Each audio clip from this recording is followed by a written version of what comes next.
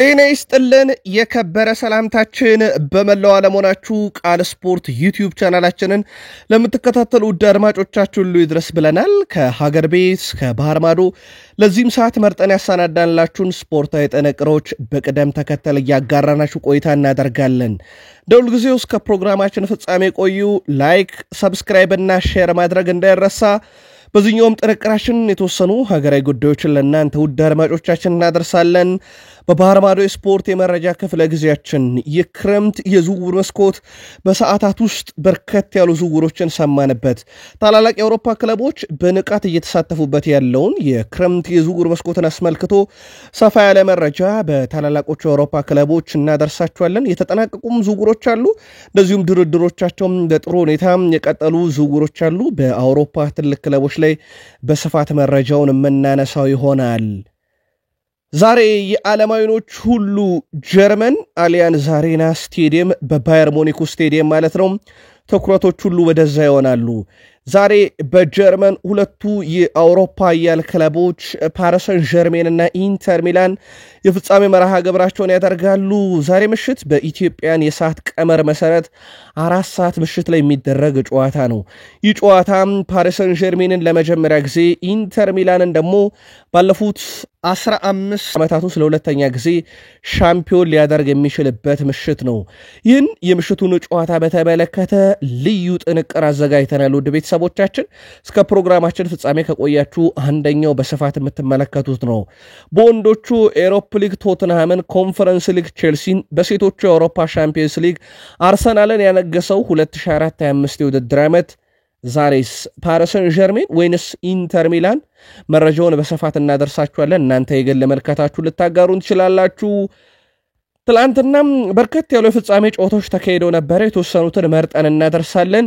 ልዩ ነገር የነበረው ግን የቱርክ ድሮኖች በአንድ ስቴዲየም ተገኝተው ነበረ።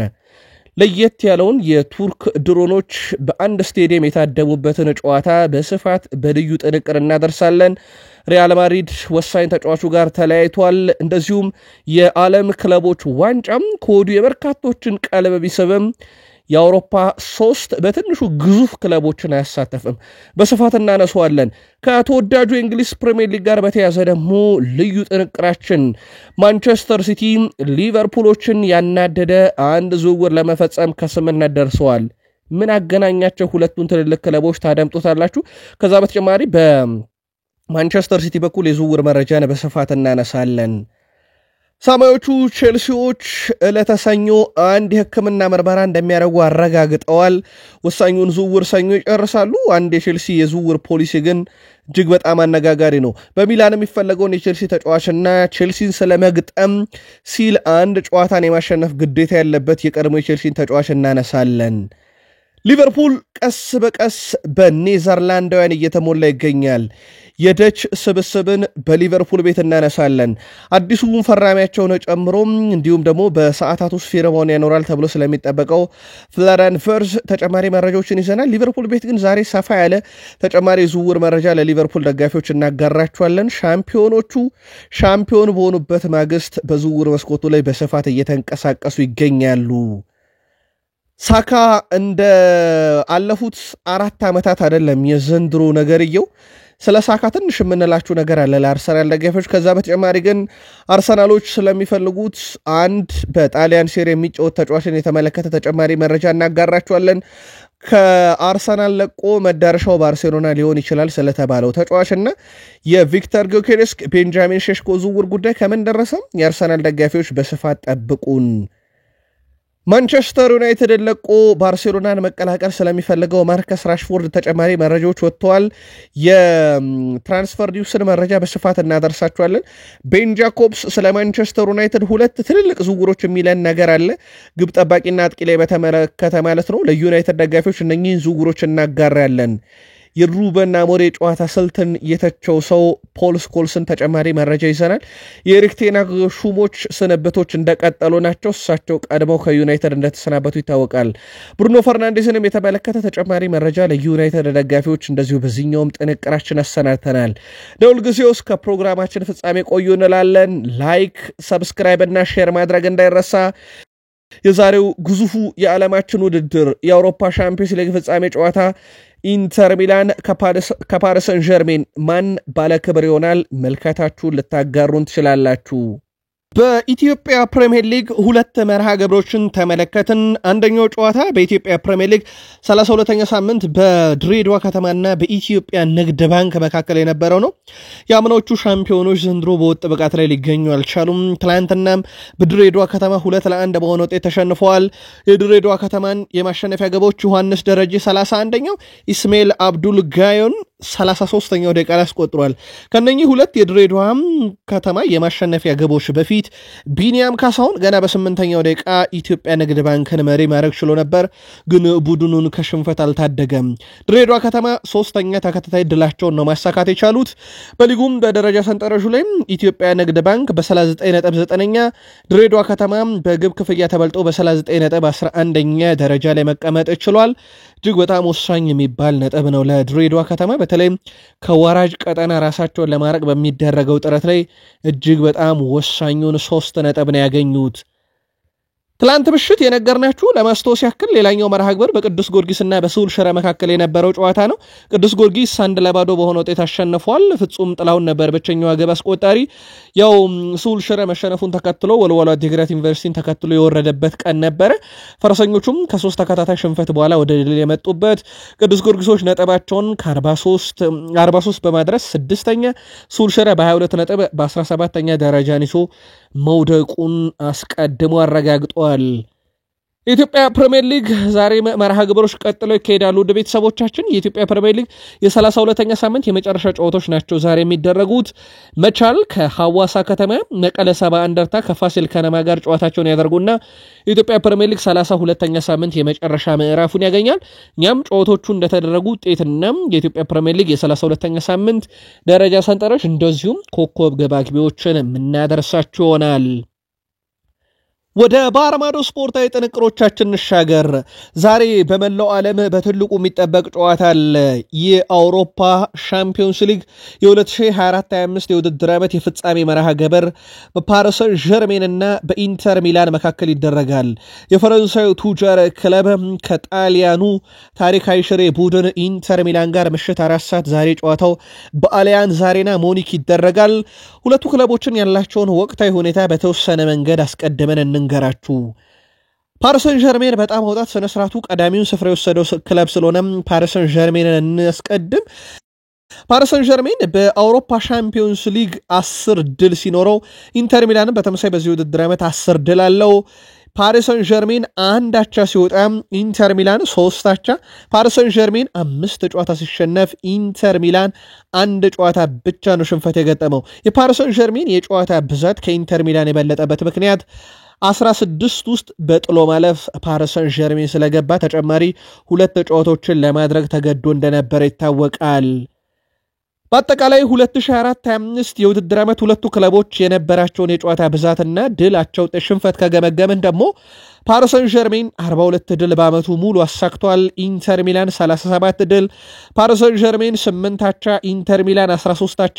ፓሪስ ሰን ዠርሜን ዓመቱን ሙሉ የተሸነፋቸው የጨዋታ ብዛት 7 ሲሆን ኢንተር ሚላን 8 ነው።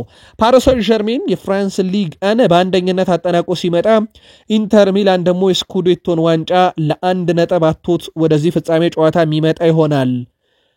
ሁለቱ ክለቦች የመጨረሻ 5 የአውሮፓ ሻምፒዮንስ ሊግ ጉዟቸውን ደግሞ ነጥለን ከተመለከትን ፓሪስ ሰን ዠርሜን ከመጨረሻዎቹ 5 የአውሮፓ ሻምፒዮንስ ሊግ ጨዋታዎች በአስቶን ቪላ 3-2 የተሸነፈበት ጨዋታ አለ።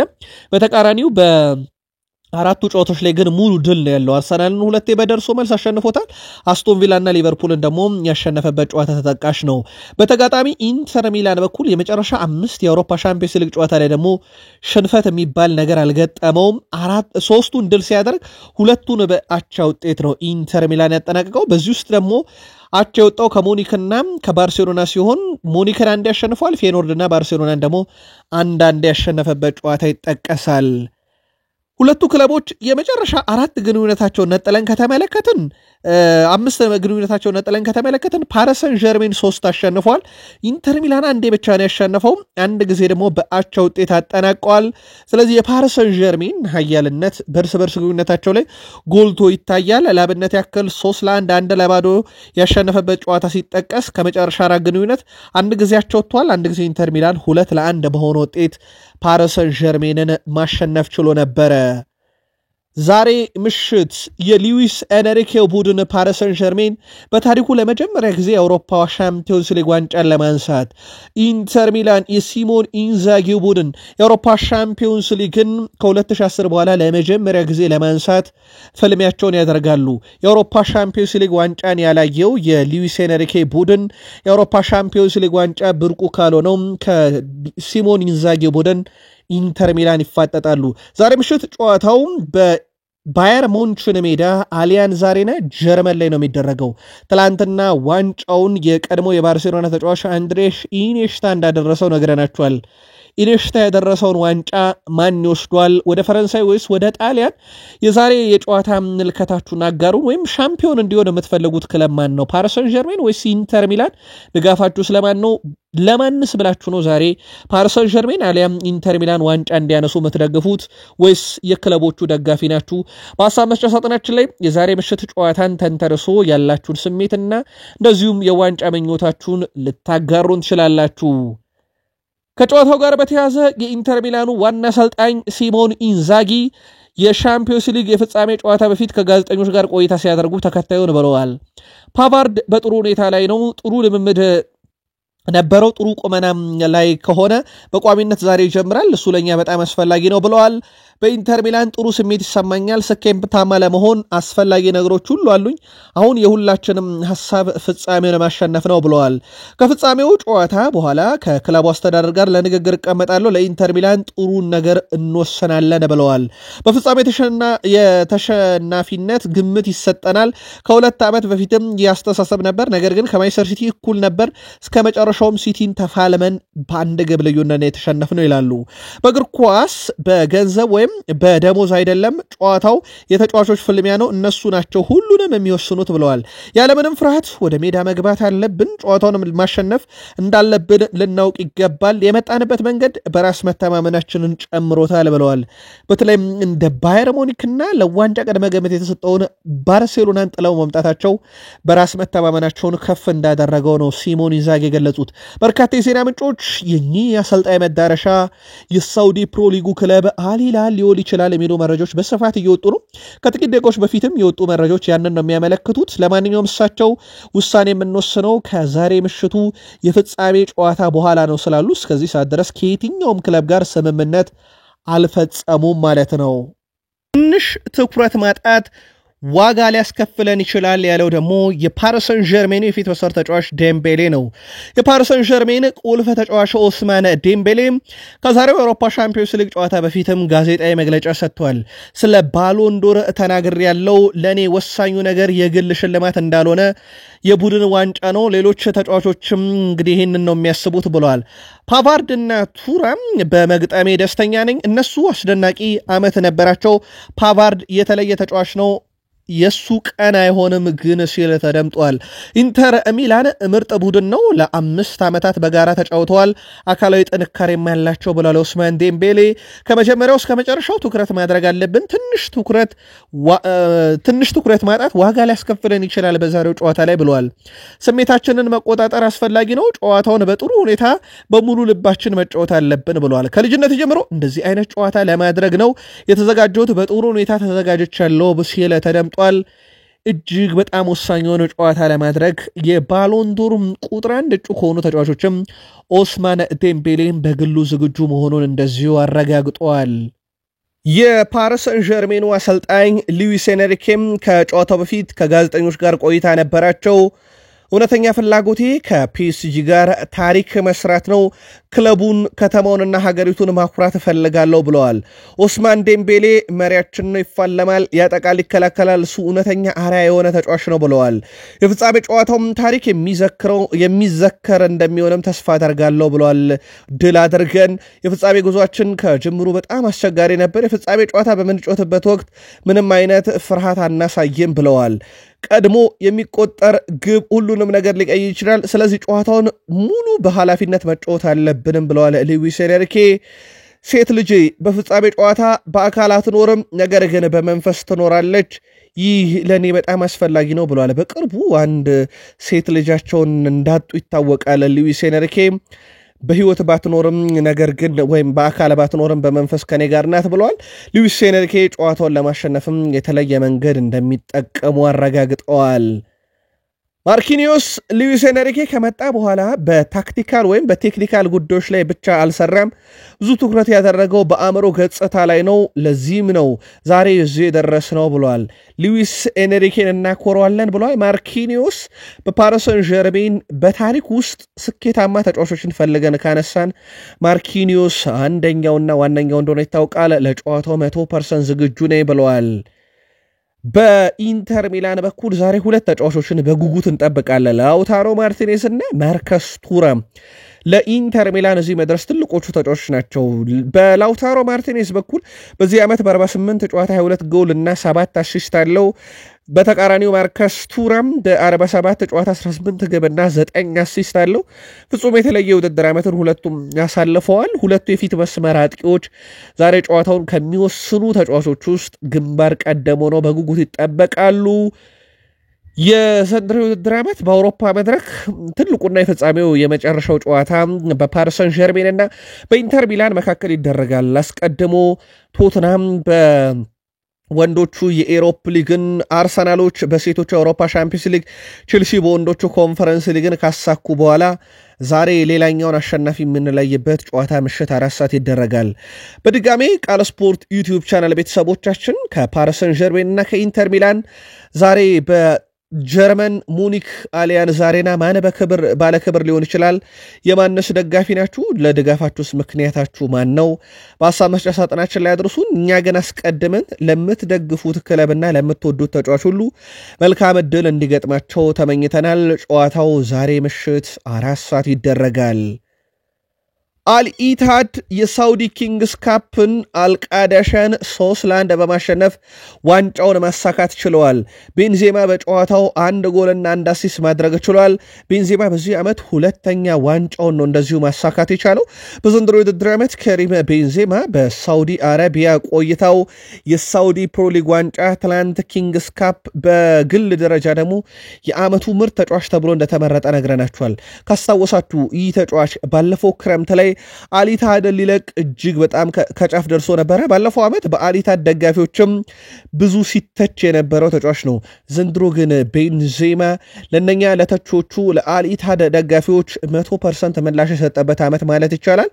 ግዙፍ 2 ዋንጫዎችን በሀገር ውስጥ ማሳካት ችሏል። ለማንኛውም የዚህ ተጫዋች ቆይታ ጉዳይ በዘንድሮ ውድድር ዓመትም የተረጋገጠ ነገር ባይኖረውም በዘንድሮ ውድድር ዓመት ግን ምርጡን ተጫዋች ተመልክተናል።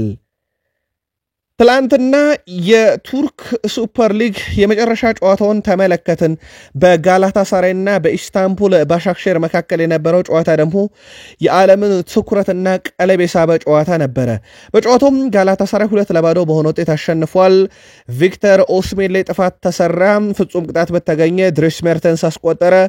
ከዛ 17ኛው ደቂቃ ነው። ይህ 81ኛው ደቂቃ ላይ ከረፍት መልስ ለማደኛው ቪክተር ኦስሜን ግብ አስቆጠረና ጨዋታው በጋላታሳራይ 2-0 አሸናፊነት ሲጠናቀቅ አስቀድመው የቱርክሽ ሊግን ማሸነፋቸው ይታወቃል። የቱርክ ሱፐር ሊግ በዚህ መልኩ ተጠናቀቀ።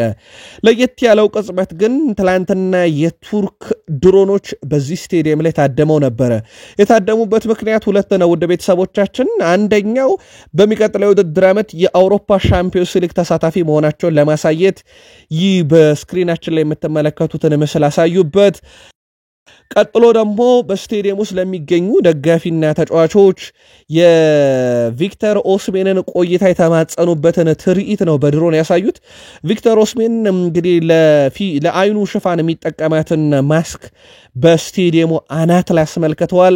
ቪክተር ኦስሜን በሚቀጥለው የውድድር ዓመት ከጋላታሳራይ ጋር እንዲቆይ ይፈለጋል።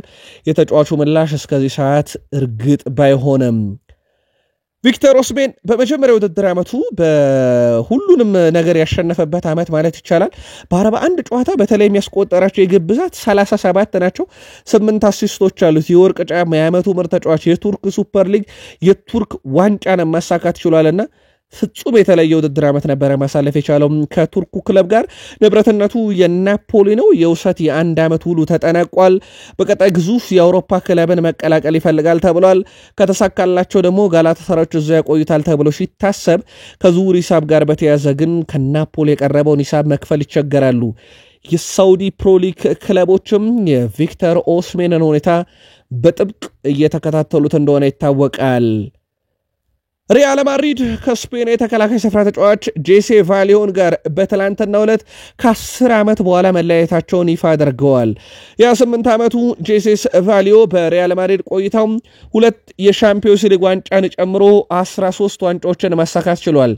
ጄሱስ ቫልሆ በሪያል ማድሪድ ቆይታው ለክለቡ ያደረጋቸው 34 ጨዋታ 2000 ደቂቃዎችን ብቻ ነው የተጫወተው። 10 ዓመት ግን በዚህ ክለብ ውስጥ ንብረት ነበረ። ተጫዋቹ በሪያል ማድሪድ ቆይታው በአማካኝ በ3 ጨዋታ አንድ ዋንጫን ማሸነፍ ችሏል ማለት ነው። ከተሳተፈበት የጨዋታ ብዛት አንጻር ግን በሪያል ማድሪድ የእግር ኳስ ሕይወት ውስጥ ዋንጫ ከማግኘታቸው ጋር በተያያዘ የዚህ ተጫዋች ሚና ሊነሳ አይችልም።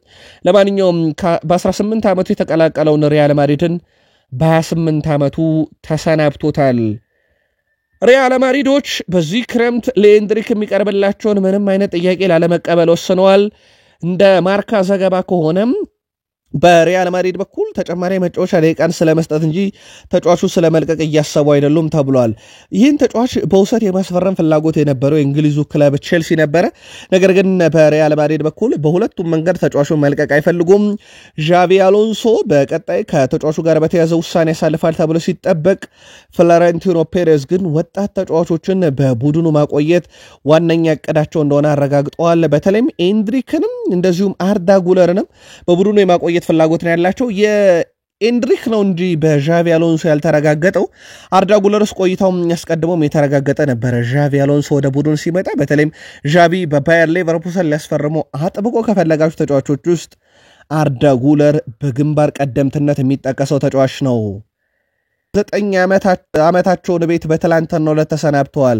ዣን ፔሮ ጋስፔሪኒ ከ9 ዓመት ቆይታ በኋላ አታላንታን ለቀው ወደ ሮማ ፕሮጀክት አቅንተዋል። ሮማ ዣን ፔሮ ጋስፔሪኒ የክለቡ አዲስ ዋና አሰልጣኝ አድርጎ ለመሾም ከስምነት ደርሷል። አሰልጣኙ በሮማ የ3 ዓመትም ኮንትራት ይፈርማሉ። 9 ዓመት ሙሉ ግን ሮማን በተቃራኒው ሲፋለሙ ነበረ ከአታላንታ ጋር። እጅግ በጣም አስደናቂ ቡድን ገንብተዋል። ዣን ፔሮ ጋስፔሪኒ አምና የኤሮፕ ሊግ አሸናፊ ነበረ ቡድናቸው። ያውም ደግሞ በጀርመን ቡንደስሊጋ አንድ ጨዋታ ሳይሸነፍ የጀርመን ቡንደስሊጋን ያሸነፈውን የዣቪ አሎንሶን ባየር ሌቨርኩሰንን 3-0 በፍጻሜ ያሸነፈው ዋንጫ ያነሳው ቡድን እሳቸው በአሰልጣኝነት መርተውት ነበረ። የ9 ዓመት የዣን ፔሮ ጋስፔሪኒና የአታላንታ ቆይታ ከመጠናቀቁ በላይ ሮማን በአሰልጣኝነት መረከባቸው ደግሞ በጣም አነጋጋሪ ሆነዋል። ዩቬንቱሶችም ቀጣይ አሰልጣኝ ያፈላለጉ እንደሆነ ይታወቃል። የፉልሃሙን አሰልጣኝ ማርኮ ሲልቫን ሁኔታ በጥብቅ እየተከታተሉ እንደሆነ ዲማርዚዮ አስነብቧል።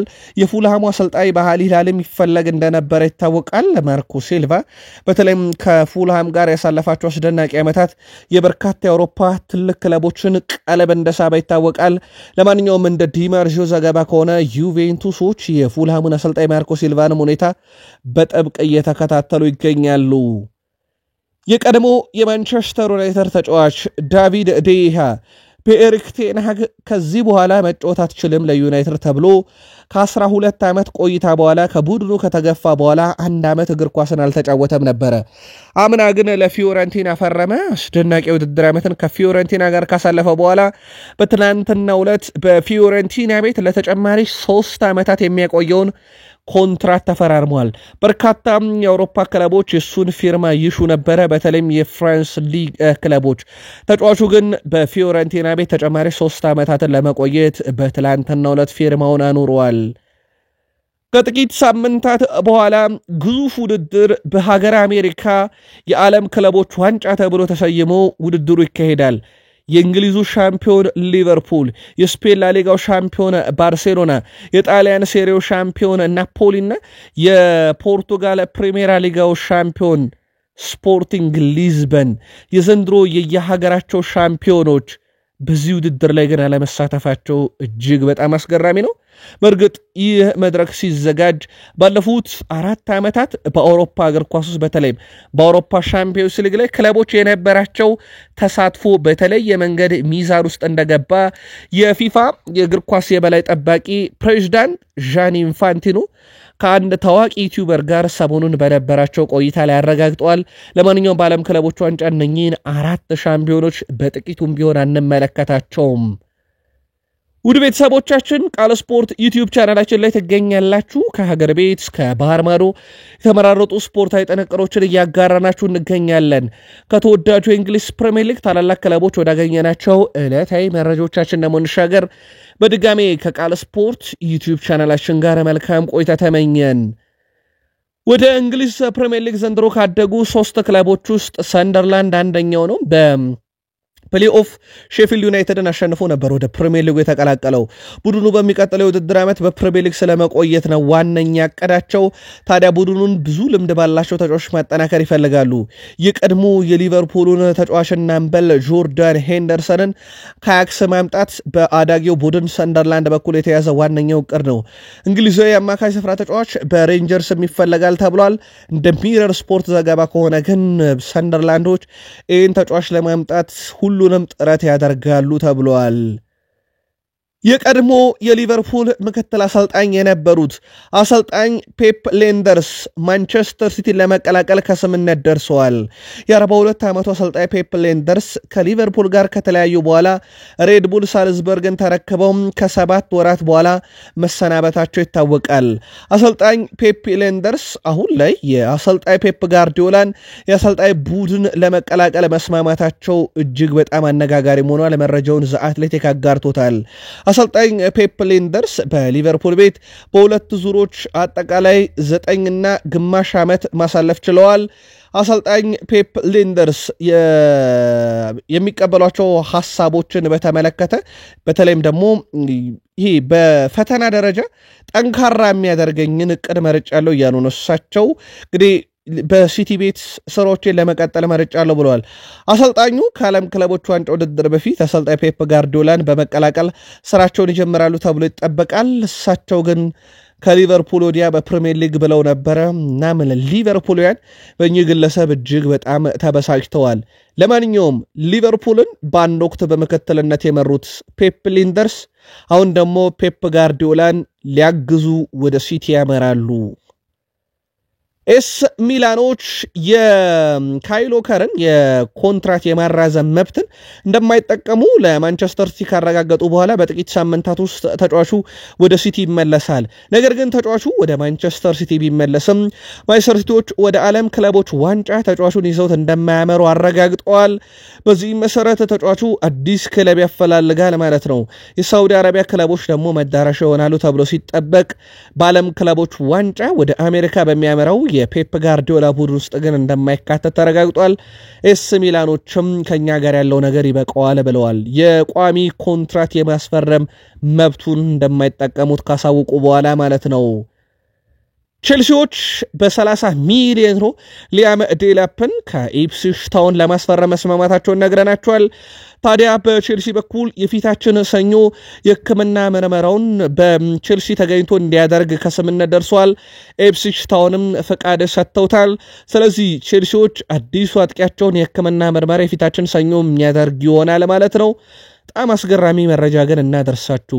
2021 ከ4 ዓመት በፊት ወደኋላ ብንመለስ አንድ የአካዳሚ ጨዋታ እናገኛለን። ጨዋታውም በቶትንሃም ሆትስፐርስ እና በማንቸስተር ሲቲ ከ21 ዓመት በታች የነበሩ ተጫዋቾች ያደረጉት ጨዋታ ነው። በወቅቱ ማንቸስተር ሲቲ አካዳሚ ተጫዋቾች 6-1 በሆነ ውጤት ቶተንሃምን አሸንፈው ነበር። በጨዋታው ላይ ደግሞ ግብ አስቆጣሪዎቹ ሮሚዮ ላቪያ ለማንቸስተር ሲቲ አካዳሚ ማለት ነው ሮሚዮ ላቪያ፣ ሊያም ዴላ ፓትሪክ እና ኮል ፓልመር 2 ግቦችን አስቆጥሮ ነበር። እነኚህ 6 ግብ አስቆጣሪ የማንቸስተር ሲቲ የወቅቱ የአካዳሚ ተጫዋቾች አሁን 6ቱም የሚገኙት በሰማያዊዎቹ ቼልሲ ቤት ነው። ቼልሲ የማንቸስተር ሲቲን የአካዳሚ ተጫዋቾች የማሰባሰብ ሂደትን በማሬስካ ስራ አጠናክሮ ቀጥሎታል።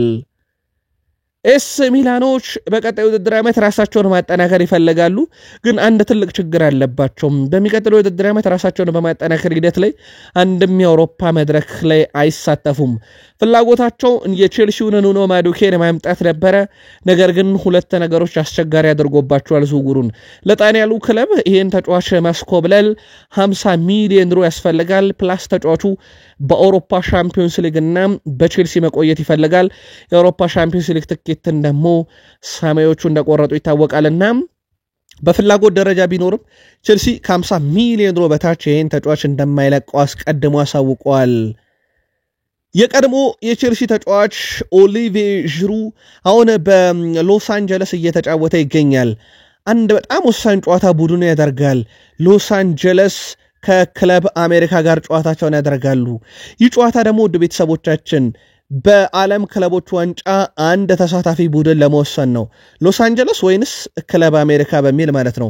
ታዲያ አሸናፊው ቡድን በቀጥታ የሚደለደለው ደግሞ ቼልሲ ካለበት ምድብ ውስጥ ነው። እናም ኦሊቬ ዥሩ ይሄን ጨዋታ ማሸነፍ ግድ ይለኛል ብለዋል። ምክንያቱም የቀድሞ ክለቤን ቼልሲን ዳግም ማግኘት እፈልጋለሁ ብለዋል። ስለሆነም ቼልሲ ጋር ዳግም ለመገናኘት ስል ይሄንን ጨዋታ ቡድኔ እንዲያሸንፍ እመኛለሁ ብለዋል። ክለብ አሜሪካ ከሎስ አንጀለስ አሸናፊው በቀጣዩ ውድድር ዓመት በጥቂት ሳምንታት ውስጥ ከቼልሲ ምድብ በዓለም ክለቦች ዋንጫ ተደልድለው ጨዋታቸውን የሚያደርጉ ይሆናል። ሊቨርፑል ቀስ በቀስ የደች ሰዎች ስብስብ ሆኗል። አሰልጣኙ አርኔ ስሎት ኔዘርላንዳዊ ናቸው። ተከላካዩ ቨርጂል ቫንዳይክ፣ አማካዩም ሪያን ግራቨንበርች እና አጥቂው ኮዲ ጋክፖ አስቀድመው የዚህ ቡድን አባል ነበሩ። አሁን ደግሞ የቀይ ተመላላሹ ጀሬሚ ፍሪምፖንግ ይህን ተቀላቅሏል። በቡድን ውስጥ 4 ቋሚ ተጫዋቾች ከደች ናቸው ወይም ከኔዘርላንድ ናቸው፣ አሰልጣኙ አርኔ ስሎትን ጨምሮ ማለት ነው። ቀስ በቀስ ሊቨርፑል ብርቱካናሞቹን እየመሰሉ ይገኛሉ። ትላንትና የዚህን ተጫዋች ፊርማ አጠናቀዋል። ሊቨርፑልን የተቀላቀለው ኔዘርላንድ የመስመር ተጫዋች ጀሬሚ ፍሪምፖንግ ሊቨርፑልን መቀላቀል ማሰቡን ላይ ያስፈልገውም ብሏል። በጣም ቀላል ነበረ። በተለይም ወደ እኔ መጥተው ሲጠይቁኝ ጥያቄውን ለመቀበል ማሰብ አላስፈለገኝም ብሏል። ከፊርማው በኋላ አንፊልድ የተጫወትኩበት ምርጡ ስቴዲየም ነበረ። ስቴዲየሙ፣ ደጋፊው፣ ቡድኑ ሁሉም ነገር የሚደንቅ ነው ብሏል ጀሬሚ ፍሪምፖንግ። አክሎም አንዳንድ የፌኖርድ ተጫዋቾች አብረውት ከሰሩት አሰልጣኝ ሁሉ ምርጡ አርኔ ስሎት መሆኑንም ነግረውኛል ብለዋል። ጀሬሚ ፍሪምፖንግ አዲሱ የሊቨርፑል ተጫዋች 190 ጨዋታን በባየር ሌቨርኩሰን 30 ግቦች 44 አሲስት 3 ዋንጫዎችን በክለቡ ማሳካት ችሏል። ጀሬሚ ፍሪምፖንግ በእግር ኳስ ሕይወቱ የተጫወተባቸውን ክለቦች እንኳን ብናይ በአካዳሚ ደረጃ በሲቲ ተጫውቷል። 2019 እስከ 2021 በሴልቲክ፣ ከ2021 እስከ 2025 በባየር ሌቨርኩሰን፣ ከ2025 እስከ 2031 ደግሞ በሊቨርፑል ቤት ምንመለከተው ይሆናል። ጀሬሚ ፍሪምፖንግ ስለ ሊቨርፑል ጥራት ብዙ መናገር አያስፈልግም። የሊጉ ሻምፒዮን ናቸው። ለኔ በሊቨርፑሰን በነበርኩበት ጊዜ በአውሮፓ ውስጥ መግጠም ከባዱ ቡድን የነበረው ሊቨርፑል ነበር ብለዋል። የሊቨርፑል ደጋፊዎቹን ሁሉንም አቅሜን፣ ጉልበቴን እንዲሁም የሥራ ደረጃን እሰጣለሁ። እናም አብረን እናሸንፋለን፣ አብረን ደስታችንን እናከብራለን፣ ሁሉንም ነገር እንሰበስባለን ብለዋል። በስኬት ደረጃ እዚህ በመሆኔ በጣም ተደስቻለሁ፣ ስለተቀበላችሁኝም አመሰግናለሁ ብለዋል። ሊቨርፑል ያደን ጀሬሚ ፍሪምፖንግ በሳጥኑ 345 ንክኪዎች አሉት። ባለፈው የውድድር ዓመት በአጠቃላይ በሁሉም መድረኮች ላይ ባለፉት 2 የውድድር ዘመናት በአውሮፓ 5 ታላላቅ ሊጎች ከማንኛውም ተከላካይ የበለጠ 14 ግቦችን አስቆጥሯል። በግብ ተሳትፎ የሚበለጠው በቡድን አጋሩ አሌክስ ግራማልዶ ብቻ ነው። ፍሪምፖንግ ከሱ ቀጥሎ 2ኛው ነው በአውሮፓ 5 ታላላቅ ሊጎች ውስጥ። ይህም ሌላ የተለየ ጥንካሬ ያለው ተጫዋች እንደሆነ እንድናቅ ያደርጋል። ጀረሚ ፍሪምፖንግ ቨርጂል ቫን ዳይክ ደውሎልኝ ስለ ሊቨርፑልና ስለሚጠበቁብኝ ነገሮችና ስለሁሉም ነገሮች በትንሹም ቢሆን አስረድቶኛል።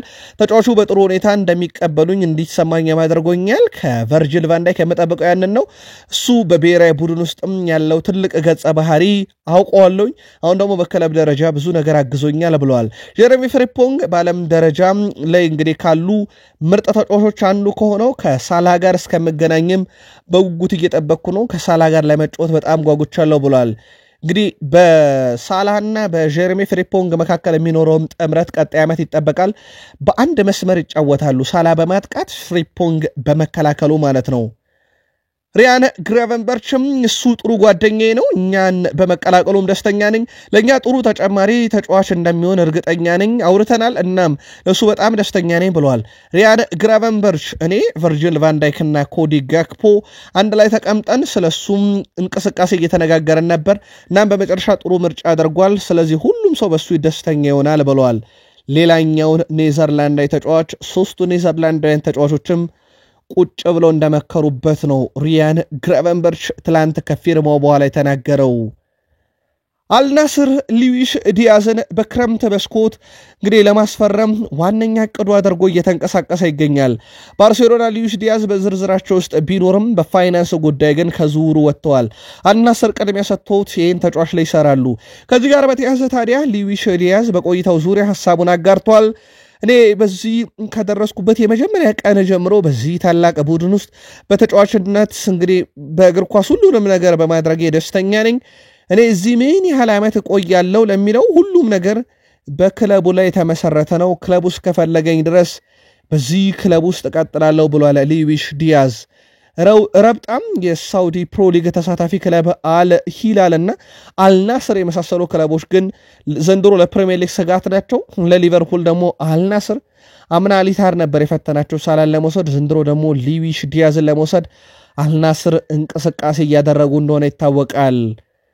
በቀጣይ በሊቨርፑል ቤት ፊርማውን ያኖራል ተብሎ የሚጠበቀው ፍሎሪያን ቨርትዝ በባየር ሌቨርኩሰን ቤት 197 ጨዋታን አድርጎ አጠናቋል። ጉዞን 57 ግቦች፣ 65 አሲስት፣ በየ117 ደቂቃ የግብ ተሳትፏል። ገና 22 ዓመቱ ነው። ሊቨርፑል በክለቡ ታሪክ ትልቁ ፈራሚው ዳርዊን ኑኔዝ ነበረ 85 ሚሊዮን ፓውንድ። ሊቨርፑሎች ትላንትና 130 ሚሊዮን ፓውንድ ማቅረባቸውን በምሽት መረጃችን ነግረናችሁ ነበረ። በርከት ያላችሁ የሊቨርፑል ደጋፊዎችም በዚህ ዝውውር ጉዳይ ደስተኛ መሆናችሁን ከምሽት መረጃችን በኋላ ስታደርሱን ተመልክተናልኛ። ለማንኛውም ድርድሩ ቀጥሏል። የ130 ሚሊዮን ፓውንድ የዝውውር ጥያቄውን በባየር ሌቨርኩሰን ግን በኩል ግን የመቀበል እድሉ ሰፊ መሆኑን ቤን ጃኮብስ አስነብበዋል። ቀጣይ ባየር ሌቨርኩሰን ይህንን ሂሳብ የሚቀበል ከሆነ በክፍያ ቀመሩ ላይ ደግሞ ድርድሩ ቀጥሎ የሚካሄድ ይሆናል።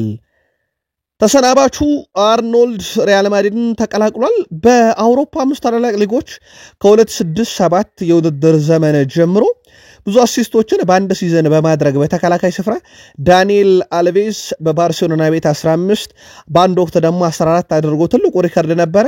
ከዛ በኋላ የምንጠቅሰው አሌክስ ግራማንሎ በባየር ሌቨርኩሰን፣ ትሬንት አሌክሳንድር-አርኖልድ በሊቨርፑል በአንድ የውድድር ዓመት 13 አሲስት ያደረጉም በተከላካይ ስፍራ የሚጫወቱ ተጫዋቾች ናቸው።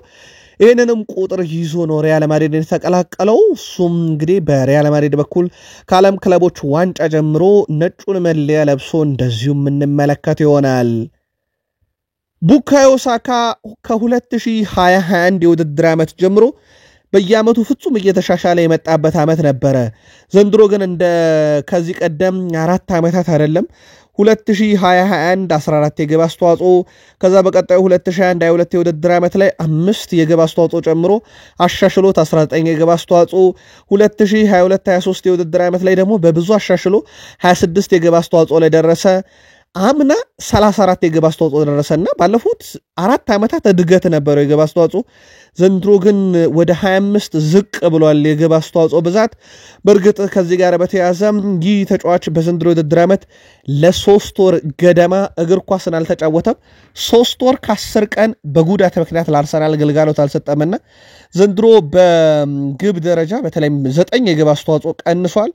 ምክንያቱ ግን ከጉዳት ጋር በተያያዘ ነው 2025-26 የውድድር ዓመት አርሰናል በብዙ መንገድ ራሱን አጠናክሮ ሲመጣ እንደ ቡካዮ ሳካ ያሉ ተጫዋቾች ደግሞ ለቡድኑ ተጨማሪ ቁልፍ ጉልበት ሆነ ያገለግላሉ ተብሎ ይጠበቃል ከዚህ በፊት ከነበራቸው ይዘት አንፃር አሁን ዋነኛው ጥያቄ ሳካን የሚያግዝ በተለይም በፊት መስመር ላይ ማን ግብ ያስቆጠረ ወደ ዋንጫ ይመራዋል የሚለው ነው በአርሰናል ቤት እየተጠበቀ የሚገኘው ሌሎች ተጫዋቾች ላይ ትኩረት አድርጎ እየሰራ ነው አርሰናል እንግዲህ በመልመላ ቡድናቸው በኩል አንድ የተመለከቱ ተጫዋች የዩቬንቱስን የመስመር አጥቂ ኬናን ያልዲዝን ሁኔታ ነው በተለይ በዩቬንቱስ ቤት አስደናቂ ውድድር ዓመትን ያሳለፈው ኬናን ያልዲዝን በርካታ ፈላጊዎች እንዳለ ሲታወቅ አርሰናልም ወደዚህ ዝውውር ተቀላቅለዋል በተለይም የክንፍ አጥቂ የማምጣት ሂደት ላይ ዘንድሮ ወሳኝ ስራዎችን ይሰራሉ ተብሎ ይጠበቃል ከ9 ቁጥር በተጨማሪ ለዚህ በርግጥ የአትሌቲኮ ቢልባኦን ተጫዋች ኒኮ ዊሊያምስንም በዝርዝራቸው ውስጥ ይዘዋል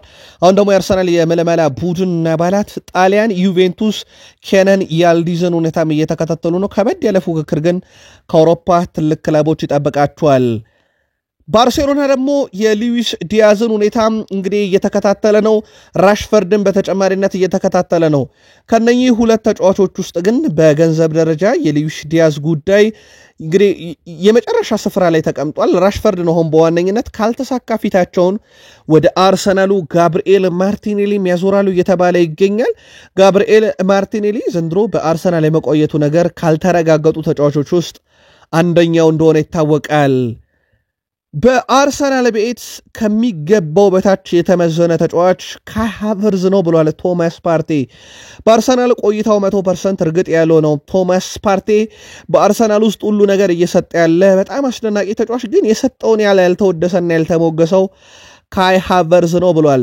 በእርግጥ አርሰናል ሁለተኛው የሲዝኑ አጋማሽ ላይ ያለ ካይ ሃቨርዝ ህይወት በጣም ከብዷቸው ነበር በተለይም በውድድር ዓመት ያለ ንጹህ 9 ቁጥር አጥቂ አመቱን መጀመራቸው ሳያንስ ያለ ሐሰተኛ 9 ቁጥርም አመታቸው እንዲያጠናቅቁ ሆኖ ነበር ካይ ሃቨርዝ ግን የሚሰጠውን ያህል ያልተዘመረለት ብሎታል ቶማስ ፓርቴ ቪክተር ጊዮኬሬስክ ሁለተኛ ቀድ በሆነበት የአርሰናል የክረምት ዝውውር ቤንጃሚን ሼሽኮ ቁጥር 1 ኢላማ ሆኖ ስራዎቹ ቀጥለዋል ነገር ግን ቤን ጃኮብስ እንዳስነበበው ከሆነ ብዙ ክለቦች ለሁለቱም ተጫዋቾች ፍላጎት እንዳላቸው ይታወቃል እናም አርሰናል ሁለቱም ላይ ትኩረት አድርጎ ስራዎችን እየሰራ ቢሆኑ ቁጥር 1 ምርጫው ቤንጃሚን ሼሽኮን አስቀድሞ ግን ድርድር ጀምሯል ቤርታ ዋነኛ ኢላማቸውን እንግዲህ ማይክል አርቴታ ኢላማ የሆነውን ሼሽኮን ወደ ቡድኑ ለማምጣት ስራዎችን ጀምረዋል ማይሳካ ከሆነ ግን ወደ 2 ቁጥር ምርጫቸው ቪክተር ዮኬሬስክ ያመራሉ ማለት ነው አርሰናሎች ታዲያ በእነኚህ ሁለት ተጫዋቾች ላይ ያላቸውን ሁኔታ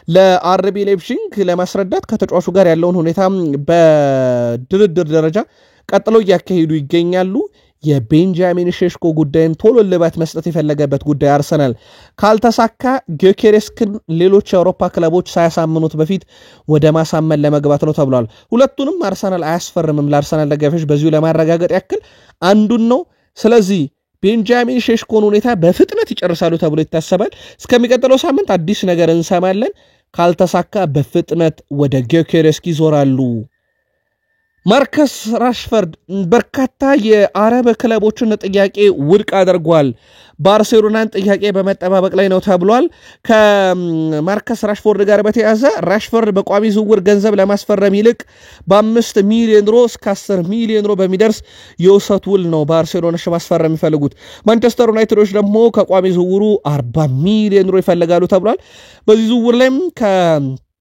ቀጣይ ሰኞ ጀምሮ ትልቅ ዜናዎችን እንሰማለን ተብሎ ይጠበቃል ማርከስ ራሽፎርድ ግን ባርሴሎናን ብቻ ለመቀላቀል ካለው ፍላጎት አንፃር በርከት ያሉ የሳውዲ አረቢያ ጥያቄዎችን ውድቅ ማድረጉ ነው እየተዘገበ የሚገኘው አስቶን ቪላው ግብ ጠባቂ ኤሜሊያኖ ማርቲኔዝ ክለቡን በዚህ ክረምት ይለቃል መባሉን ተከትሎ የማንቸስተር ዩናይትድ ኢላማ እንደሆነ ይታወቃል እስከ 40 ሚሊዮን ፓውንድ ለዚህ ግብ ጠባቂ በመደባቸውን ተከትሎ ማንቸስተር ዩናይትዶች ዝውውሩ ላይ ተሳትፎ ላይ ያደርጉ ይችላሉ ተብሏል ማንቸስተር ዩናይትዶች እዚህ ግብ ጠባቂ ላይ ትኩረት ቢያደርጉም የአንድሬ ኦናና ስንብት ለዚህ ዝውውር ምክንያት ይሆናልና አንድሬ ኦናና በራሱም አስቀድሞ ዩናይትድን መልቀቅ ይኖርበታል። በዛ ላይ ደግሞ ማንቸስተር ዩናይትዶች በኦናና ዝውውር ላይ በተለይም ተጫዋቹን እንግዲህ ገዢ አግኝተው የሚሸጡ ከሆነ ኪሳራ ያጋጠማቸዋል። ስለዚህ ሁለተኛ ግብ ጠባቂ ላይ ትልቅ ገንዘብ ላይ ያወጡ ይችላሉ።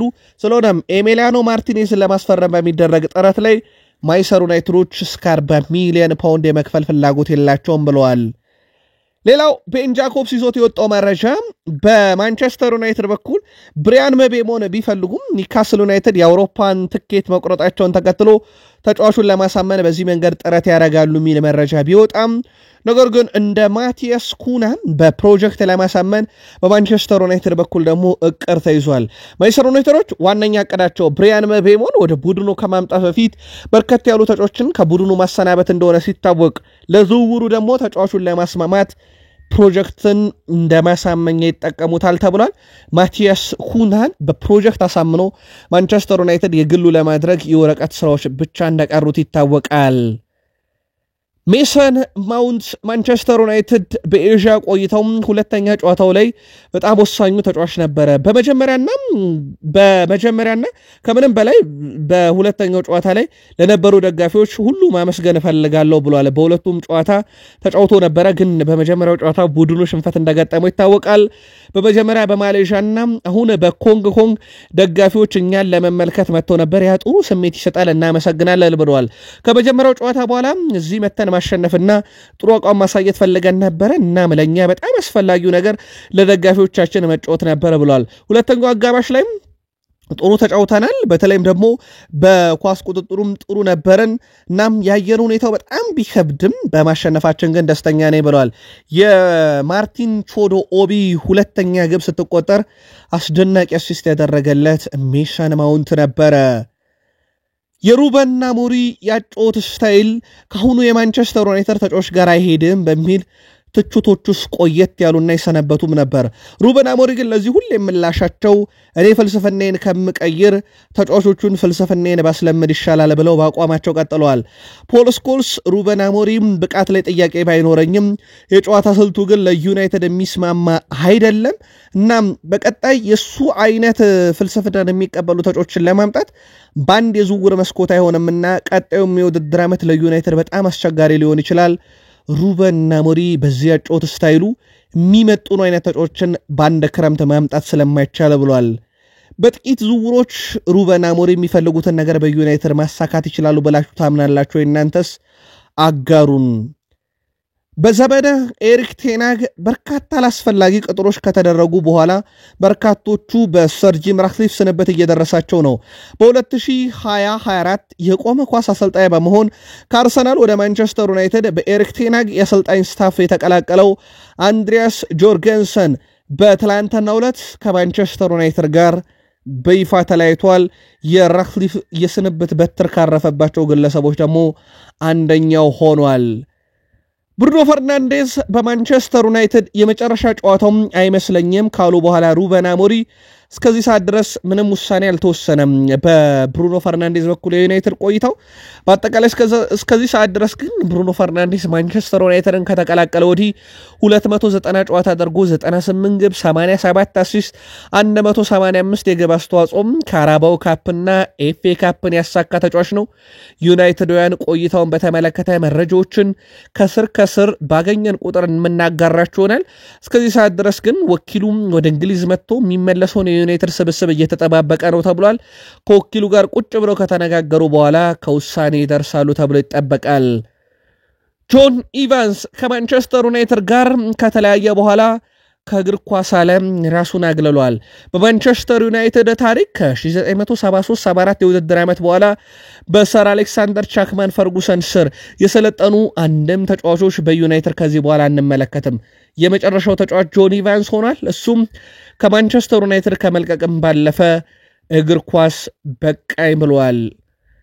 ዛሬ በኢትዮጵያ ፕሪሚየር ሊግ 9 ሰዓት መቻል ከሐዋሳ ከተማ እንደዚሁም መቀለ ሰባ እንደርታ ከፋሲል ከነማ ምሽት 12 ሰዓት የ32ኛ ሳምንት የመጨረሻ መርሃ ግብራቸውን በአዳማ ሳይንስና ቴክኖሎጂ ዩኒቨርሲቲ ስቴዲየም ያደርጋሉ። በአውሮፓ ዛሬ ግዙፍ መድረክ የአውሮፓ ሻምፒዮንስ ሊግ ፓሪስ ሰን ዠርሜን ከኢንተር ሚላን የፈረንሳዩ ቱጃር ክለብ ከታሪካዊ የጣሊያን ክለብ ኢንተር ሚላን የአውሮፓ ሻምፒዮንስ ሊግን ለመጀመሪያ ጊዜ ለማንሳት ፓሪስ ሰን ዠርሜን ኢንተር ሚላን ደግሞ 15 ዓመት በኋላ በድጋሜ ዋንጫውን ለማሳካት የሚያደርጉት ትንቅንቅ ነው። ውድ ቤተሰቦቻችን ይህ ጨዋታም በበርካቶች ዘንድ በጉጉት እየተጠበቀ ይገኛል። ፓሪስ ሰን ዠርሜን ወይንስ ኢንተር ሚላን? ዛሬ ምሽት ማን በበላይነት ድል ሊያደርግ ይችላል? ዋንጫውን ሊወስድ ይችላል?